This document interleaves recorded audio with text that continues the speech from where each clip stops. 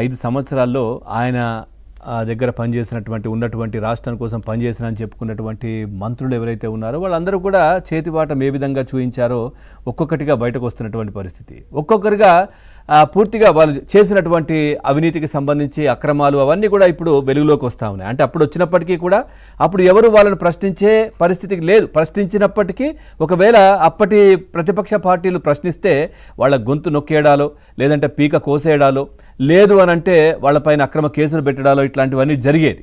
So సామాన్యులు ఒకవేళ కేసులు పెట్టడానికి వెళ్తే రిటర్న్ వాళ్ళపైనే మళ్ళీ కేసులు పెట్టినటువంటి సందర్భాలు అప్పుడు కనిపించాయి. సో ఇప్పుడు ఆ కేసులు వాళ్ళు చేసినటువంటి లెక్కలు ఇవన్నీ కూడా బయటకు కూటమి ప్రభుత్వం తీస్తున్నటువంటి పరిస్థితి కనిపిస్తూ ఉంది. పూర్తిగా అన్ని శాఖల్లో కూడా గత 5 సంవత్సరాలు జరిగిన అవినీతిని ఆధారాలతో పాటు బయట పెట్టేస్తూ ఉన్నారు. దానికి సంబంధించి మూలాలన్నీ కూడా తాడేపల్లి ప్యాలెస్లోనే చూపిస్తూ ఉన్నాయి. ఏది తీసుకోండి, ఏ శాఖ అయినా సరే, ఏ అవినీతి అయినా ఆ మూలం ఎక్కడుందంటే తాడేపల్లి ప్యాలెస్ లేదంటే యలహంక ప్యాలెస్. ఇక పూర్తిగా ఒక్కొక్కరిగా వైసీపీ నేతలు ప్రస్తుతం జైలు బాట పడుతున్నటువంటి పరిస్థితులు మనం చూస్తూ ఉన్నాం.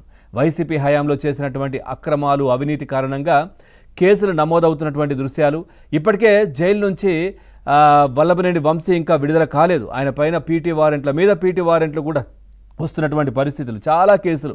ఎందుకంటే అప్పుడు ఎక్కడ కూడా ఆయన పైన కేసులు పెడితే తీసుకున్న పరిస్థితి లేదు. ఎందుకంటే వాళ్ళకు సంబంధించిన చట్టం రాజ్యాంగమే అమలైనటువంటి పరిస్థితులు మనం చూసాం. అందుకే ఇప్పుడు మళ్ళీ రాజారెడ్డి రాజ్యాంగం ఇక్కడ మళ్ళీ అమలు చేస్తామని ఏదో హడావిడి చేస్తూ ఉన్నారు. వాళ్ళందరినీ తీసుకుపోయి వాళ్ళని కూడా మళ్ళీ ఇప్పుడు బొక్కలో వేసినటువంటి పరిస్థితి కనిపిస్తూ ఉంది. పూర్తిగా వల్లభనేని వంశీ ఆయనకు ఏ విధంగా మనం చూస్తూ ఉన్నాం, శిక్ష అనుభవిస్తున్నారో మనం చూస్తూ ఉన్నాం. ఇక బెయిల్ వచ్చిన పలు కేసుల్లో ఇంకా ఆయన జైల్లోనే ఉంటున్నటువంటి పరిస్థితి. అనారోగ్యం కారణంగా జైలు నుంచి పలుమార్లు ఆసుపత్రికి కూడా వంశీ వెళ్ళినటువంటి దృశ్యాలు మనం చూసాం. అంటే వీళ్ళకు జైలుకు వస్తేనే ఈ ఆసుపత్రులు కావచ్చు, అనారోగ్యం ఇవన్నీ కూడా గుర్తొస్తున్న పరిస్థితి ప్రస్తుతం మనకు కనిపిస్తూ ఉంది. ఎందుకంటే బయట జైలుకు రాగానే నీరసించిపోవడం, తర్వాత దగ్గడం, తర్వాత నిజంగా అంటే ఒకవేళ నిజంగానే ఉందేమో, మరి అంతకుముందు వాళ్ళు నిజంగా ప్రజాప్రతినిధులు వాళ్ళకు కూడా హాస్పిటల్స్లో ఫ్రీగానే ట్రీట్మెంట్ ఉంటుంది, మరి అప్పుడు చేయించుకోలేదా? లేదా ఇప్పుడు రిమాండ్లు పడ్డ తర్వాత ఇప్పుడే వాళ్ళకు మళ్ళీ హాస్పిటల్కి వెళ్ళి వాళ్ళకి సంబంధించిన టెస్టులు కావచ్చు ఇవన్నీ కూడా చేయించుకోవాలనిపిస్తోందా? మనం చూసాం బోరుగడ్డ అనిల్ అదే పరిస్థితి, తర్వాత పోసాని కృష్ణమురళి అదే పరిస్థితి కనిపించింది. ఇప్పుడు ఏదైతే చెవిరెడ్డి భాస్కర్ రెడ్డి ఆయనకు సంబంధించి కూడా అనారోగ్య కారణాలతో, అంటే జైల్లో రిమాండ్ పడ్డటువంటి ప్రతి వైసీపీ నేతకు, అగ్రనేతలు వీళ్ళంతా ప్రతి నేతకు కూడా ఏదో ఒక ఆరోగ్య సమస్య అంటూ ఇటు హాస్పిటల్కు తిరగాల్సినటువంటి పరిస్థితులు కనిపిస్తూ ఉన్నాయి. మరి గతంలో మరి ఎందుకు వాళ్ళు బయట ఉన్నప్పుడు ట్రీట్మెంట్లు చేయించుకోలేదా, లేదంటే ఏం జరిగింది ఏందనేది మాత్రం ఒక చర్చనైతే జరుగుతున్నటువంటి పరిస్థితి. ప్రస్తుతం చెవిరెడ్డికి గుండె నొప్పి ఉందని చెప్పేసి ప్రస్తుతం ఆయన్ను జైలు అధికారులు విజయవాడ ప్రభుత్వ ఆసుపత్రికి కూడా తీసుకువెళ్లారు. వైద్య పరీక్షలు కూడా చేస్తున్నటువంటి పరిస్థితులు.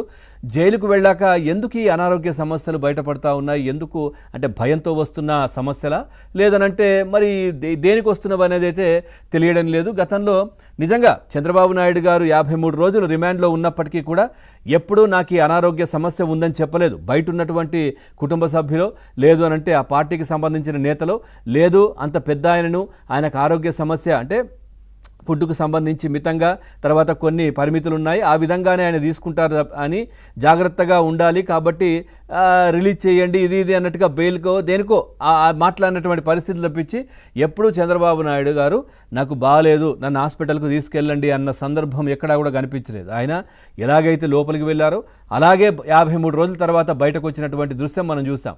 వచ్చిన తర్వాత కూడా 24 గంటలు అంటే ఎవరిని కూడా రమ్మనలేదు. ఆయన రిలీజ్ అయ్యి వెళ్తున్నటువంటి సమయంలో అర్ధరాత్రి కూడా డిబేటర్ల పక్కన తర్వాత ఫుట్పాత్ల పైన కూడా చంటి బిడ్డలను ఎత్తుకొని అందరూ కూడా ఆయన కోసం వెయిట్ చేసినటువంటి పరిస్థితి. అమ్మలు, చెల్లెళ్ళు, అక్కలు అందరూ కూడా, అన్నలు, తమ్ములు అందరూ మొత్తం రోడ్లపైన ఆయన కోసం రాత్రులు కూడా అక్కడ నిద్ర చేసినటువంటి పరిస్థితులు కనిపించాయి. ఎప్పుడొస్తారో ఆయన చూసి వెళ్దాం ఇంటికి అన్నట్టుగా రిలీజ్ అయిన తర్వాత ఆ విధంగా ఆయన వెళ్ళడం అంత ఆలస్యమైంది. అన్ని గంటల సేపు కూడా ఎక్కడ నాకు ఆరోగ్యం బాగోలేదని ఇబ్బంది పడలేదు. తన కోసం వెయిట్ చేస్తున్న ప్రతి ఒక్కరిని కూడా ఆప్యాయంగా వాళ్లకు అంటే కొన్ని ఆంక్షలు ఉన్నప్పటికీ కూడా తను కారులో నుంచే కనిపించి వెళ్ళినటువంటి పరిస్థితి కనిపించింది. సో అది అట్లా కదా ఉండాల్సినటువంటిది. మరి జైలుకి వెళ్ళగానే లేదా కేసులో ఏదో పేరు ఎక్కగానే సో గుండె నొప్పులు రావడం లేదు అని అంటే గుండె ఆపరేషన్లు గుర్తుకు రావడం, లేదు అని అంటే చేతులు కాళ్ళు విరగడం, లేదంటే అనారోగ్య సమస్యలు గుర్తు రావడం, ఏంటిది ఇదంతా? మరి ఏం జరుగుతోంది ఏంటనేది మాత్రం చూడాలి. ఓవరాల్గా ఈ అంశానికి సంబంధించి మరి ఎందుకు ఇవన్నీ జరుగుతూ ఉన్నాయి, ఎందుకు ఈ కేసులు, ఈ బెయిల్లు ఇవన్నీ కూడా ఎందుకు ఇంత జరుగుతూ ఉంది వైసీపీకి సంబంధించి అనేది మన చర్చలోకి వెళ్దాం. చర్చలో పాల్గొంటున్నారు